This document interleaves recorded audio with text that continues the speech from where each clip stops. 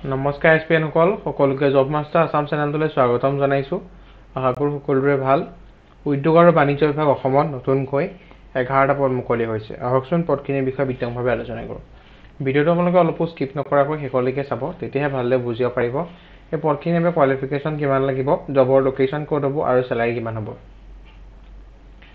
উদ্যোগ আৰু বাণিজ্য বিভাগে 11টা পদ মুকলি কৰিছে, যাৰ এপ্লাই কৰাৰ লাষ্ট ডেট হৈছে 26/6/2025। ইয়াৰ পৰীক্ষা কণ্ডাক্ট কৰিব APSCয়ে। ইয়াৰ প্ৰথম পদটো হৈছে ফাংচনেল মেনেজাৰ, ছেকেণ্ডটো প্ৰজেক্ট মেনেজাৰ, তাৰপিছত থাৰ্ডটো deputy director and industry and commerce department. ইয়াৰ বাবে এডুকেশ্যনেল কোৱালিফিকেশ্যন বিচৰা হৈছে।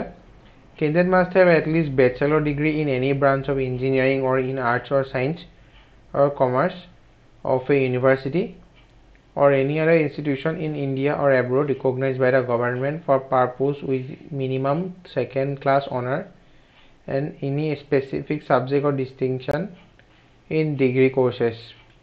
Candidate গৰাকী bachelor degree ইঞ্জিনিয়াৰিং হ'ব লাগিব, কিন্তু সায়েন্স আৰ্টছ কমাৰ্চ কোনো মেটাৰ নকৰে, যিকোনো এটা হ'লে হ'ল। চেলাৰী হ'ব 30,000 পৰা ষ্টাৰ্টিং 1,10,000 মেক্সিমাম। লগতে গ্ৰেড পে হ'ব 14,500 টকা। লগতে এক্সপিৰিয়েঞ্চ বিচৰা হৈছে। Candidate must hold responsible senior position in government department gov undertaking at least of 8 years, out of which 5 years must have been in the rank not below assistant director of industry or its equivalent rank.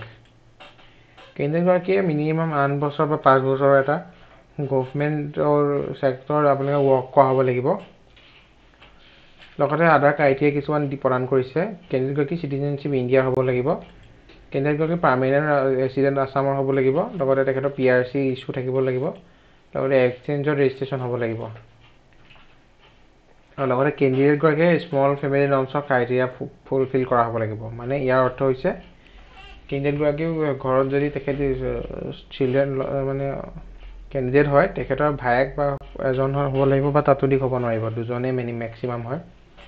লগতে as limit দিয়া হৈছে 21 বছৰ minimum আৰু maximum 38 years।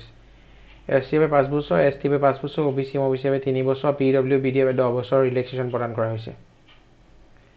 Application starting date 27/5/2025 আৰু ইয়াৰ last date হৈছে 26/6/2025।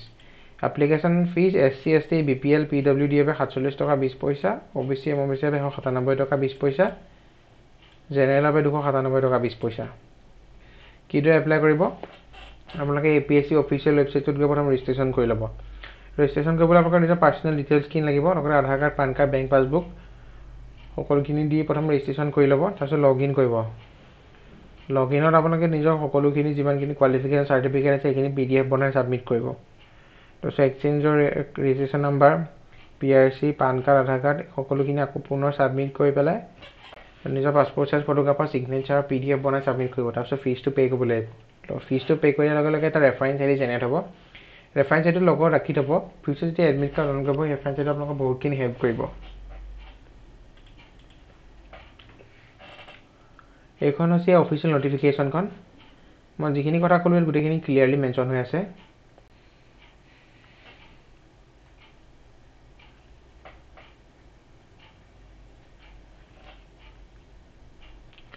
আৰু আপোনালোকৰ exam হোৱাৰ জোনবিলাক হৈছে শিলচৰ, যোৰহাট, নগাঁও, তেজপুৰ, কোকৰাঝাৰ, গুৱাহাটী। এইখিনি চেণ্টাৰত আপোনালোকৰ এক্সাম কণ্ডাক্ট হ'ব।